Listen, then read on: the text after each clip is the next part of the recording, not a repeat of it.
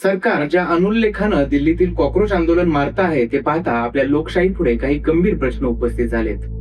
आपल्या मागण्यांसाठी लोक शांततेवर रस्त्यावर उतरले, धरणं धरून बसले, उपोषण करून स्वतःचे प्राणही पणाला लावू लागले, तरी सरकार डिंब लक्ष देत नसेल तर लोकांनी करायचं तरी काय? कॉक्रोच जनता पार्टीच्या दिल्लीतील आंदोलनाच्या निमित्तानं निर्माण झालेल्या प्रश्नांची चर्चा करणारा हा व्हिडिओ. नमस्कार, मी योगेश जगताप आणि तुम्ही पाहताय युनिक फीचर्स पोर्टल. दिल्लीत जंतर मंतरवर कॉक्रोच जनता पार्टीच्या तरुणांचं धरणं आंदोलन सुरू आहे. सोबतीला मॅग्सेसे पुरस्कार विजेते सोनम वांगचुक ही उपोषण करतायत. त्यांच्या जोडीने 20-22 मुलं उपोषणाला बसलीत. देशभरातून अनेक तरुण जंतर मंतरवर जाऊन आपला पाठिंबा देत आहेत. विविध पक्षातील नेते मंडळींनी या आंदोलनाबद्दल सहानुभूती दाखवली आहे. देशाच्या कानाकोपऱ्यातून आलेले वयस्कर लोक तुम्ही पाऊल मागे घेऊ नका, लढा, असं अभिजित दीपकेला सांगत आहेत. न्यायमूर्तींनी सर्टिफाय केलेली झुरळं उन्हाच्या उकाड्यात आणि पावसाच्या तडाख्यात टिकून आहेत, पण सरकार ते मात्र अजूनही ढिम्मच आहे. झुरळांची पहिली मागणी शिक्षण मंत्री धर्मेंद्र प्रधान यांनी राजीनामा द्यावा अशी आहे, तर व्यापक मागणी शिक्षण व्यवस्थेत आमूलाग्र बदल करावा ही आहे. या मागण्यांकडे केंद्र सरकारने ढुंकूनही पाहिलेलं नाही. संसद आणि पंतप्रधान कार्यालयापासून हाकेच्या अंतरावर असलेल्या जंतर मंतरवर असं काही आंदोलन चालू आहे हे जणू त्यांना माहीतच नाही. 20 जुलैला सुरू होणाऱ्या संसदेच्या अधिवेशनात कोणती विधेयकं मांडायची, त्याला विरोधकांकडून पाठिंबा कसा मिळवायचा, विरोधी पक्षातील खासदार फोडून त्यांना वश कसं करून घ्यायचं वगैरे नियोजन सत्ताधाऱ्यांकडून चालू आहे. मोदी नेहमीप्रमाणे परदेश दौऱ्यावर आहेत. आधी ते नेदरलँड, स्वीडन, नॉर्वे, इटली हा दौरा करून आले. मग मध्य युरोप आणि फ्रान्सला गेले, नंतर सेशल्सला गेले आणि पाठोपाठ इंडोनेशिया, ऑस्ट्रेलिया, न्यूझीलंडला जाऊन आले. जिकडे तिकडे त्यांनी अनिवासी भारतीयांसमोर भाषणं केली, पण गेल्या 3-4 महिन्यात त्यांनी तरुणांमधील धुसफुशीचा साधा उल्लेखही केलेला नाहीये. खरं तर ज्या प्रश्नावर जनतेत रोष आहे त्यावर मोदींनी काही बोलावं, संवाद करावा, निर्णय घ्यावा अशी आता कुणाची अपेक्षा उरलेली नाही.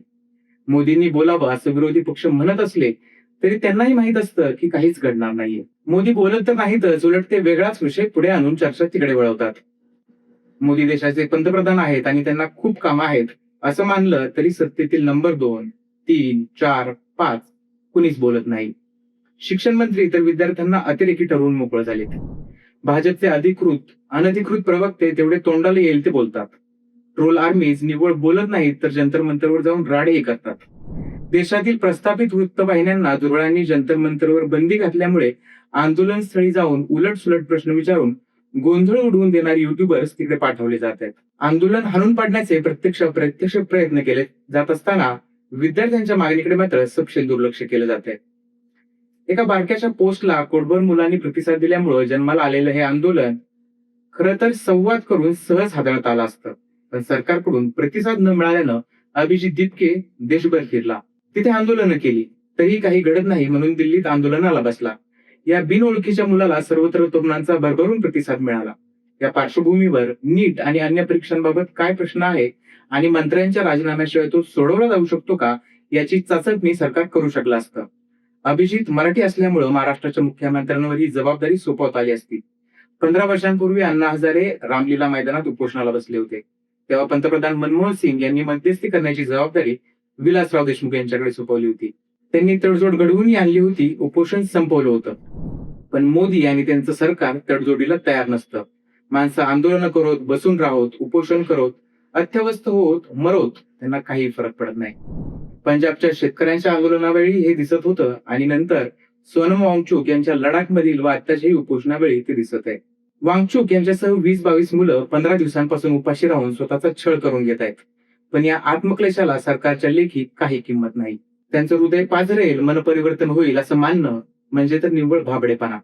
मुळात सोशल मीडियावर व्यक्त झालेली भावना जमिनीवर उतरेल का, उतरली तर टिकेल का आणि टिकली तर प्रभावी बनेल का हे प्रश्न सरकारला पडले असतील. त्यामुळे गडबडीने प्रतिसाद न देता या प्रकरणाचं घोंगडं भिजत ठेवावं असं ठरवलं गेलं असावं. दिल्ली हे शहर आंदोलनाचा प्रभाव पाडण्यासाठी योग्य असलं तरी उर्वरित देशापासून फार लांब आहे. त्यामुळे महाराष्ट्रासह तामिळनाडू, केरळमधून आणि कलकत्ता, गुवाहाटीमधून तरुणांनी पैसे खर्च करून दिल्लीला येणं सोपं नाहीये. त्यामुळे तुरळक मुलं येत राहतील आणि दिल्लीतल्या एका कोपऱ्यात बडबडत बसतील असा विचार सरकारने केला असावा. कदाचित सरकारचे आडाखे बरोबरी ठरले असतील. त्यामुळेच आंदोलनाची कोंडी होऊन संसदेला घेराव घालण्याचं पाऊल वांगचुक यांनी उचललं असणार. अशा आंदोलनाला परवानगी दिली जाणार नाही, पण आंदोलक अडून राहतील आणि त्यामुळे त्यांची धरपकड करून आंदोलन गुंडाळलं जाईल अशी शक्यता आहे. दरम्यानच्या काळात मतदारसंघाचं डिलिमिटेशन, समान नागरी कायदा, एक देश एक निवडणूक, गुन्हेगार मंत्री मुख्यमंत्र्यांना पद सोडायला लावणारा कायदा वगैरे विषय संसदेत आणले जातील. त्याविषयी विरोधी पक्ष निकराने लढू लागले की झुरळांच्या मागण्या विरून जातील अशीही शक्यता आहे. असं झालं तर सरकारची एका झंझटीतून सुटका होईल हे बरोबर, पण विद्यार्थ्यांच्या मागणीचं काय? काहीही बदल न करता सर्व परीक्षा नीट होऊ लागतील का? पेपर फुटीचा प्रश्न निकालात निघेल का? सरकारी नोकर भरती सुरू होईल का? तरुणांना सरकारी नोकऱ्या मिळू लागतील का? कोटी कोटीची लाच दिल्याशिवाय प्राध्यापकांना नोकरी मिळत नाही असं जे बोललं जातं ते बदलेल का? आपली शिक्षण व्यवस्था वेद काळात जाण्याऐवजी आधुनिक जगाची आव्हानं उचलण्यास समर्थ बनेल का? याची उत्तरं तुम्हालाही माहिती आहेत. झुरळांचं आंदोलन सरकार ज्या पद्धतीने हाताळत आहे किंवा हाताळत नाहीये ते पाहता काही गंभीर प्रश्न नक्कीच उपस्थित होत आहेत. आपल्या मागण्या संघटित होऊन मांडल्याचा सरकारवर काहीही परिणाम होत नाही, याचं काय करायचं? मागणीच्या पाठिंब्यासाठी हजारो लोक रस्त्यावर उतरले, धरणं धरून बसले, उपोषणात स्वतःचा प्राणपणाला लावू लागले, तरी सरकार डिंब लक्ष देत नाही, याचं काय करायचं? आंदोलन करणं, त्यासाठी पोलिसांच्या परवानग्या मिळवणं, त्यांच्याशी सतत चर्चा करत राहणं, पाणी, स्वच्छता सुविधा, वीज, अन्न मिळावं यासाठी पोलिसांशी सतत संघर्ष करत राहायचा का? सतत आंदोलन स्थळावरून उठवले जाण्याची अनिश्चितता सहन करत असताना आंदोलकांची ऊर्जा संपवण्याचा खेळ मांडला जातो आणि त्यातून मूळ मागणीकडचं लक्ष उडून जातं, त्याचं काय करायचं? संसदेला घेराव घालणं किंवा रस्ते अडवण्यासाठी सरकारला मान्य नसलेली कोणतीही कृती करता येणार नसेल तर लोकांनी आपलं म्हणणं कसं रेटायचं? आंदोलन करणाऱ्यांची दखल मोठी माध्यमं घेणार नसतील किंवा त्यांना तशा सूचना दिल्या गेल्या असतील तर त्यांचा आवाज एकीकडे जनतेपर्यंत आणि दुसरीकडे सरकारपर्यंत पोहोचणार कसा? की कुणी काही बोलण्याची गरजच नाहीये, सरकारला त्यांचं कर्तव्य कळतं. हे सरकारचं म्हणणं मान्य करणं एवढंच आता लोकांच्या हाती उरलंय. हा व्हिडिओ तुम्हाला कसा वाटला हे आम्हाला नक्की कळवा. कॉकरोच जनता पार्टीच्या आंदोलनाविषयी तुम्हाला काय वाटतं हे आम्हाला कमेंट बॉक्समध्ये कळवा. असेच माहितीपर व्हिडिओ पाहण्यासाठी युनिक फीचर्स पोर्टलच्या युट्यूब चॅनलला लाईक, शेअर आणि सबस्क्राईब करायला विसरू नका.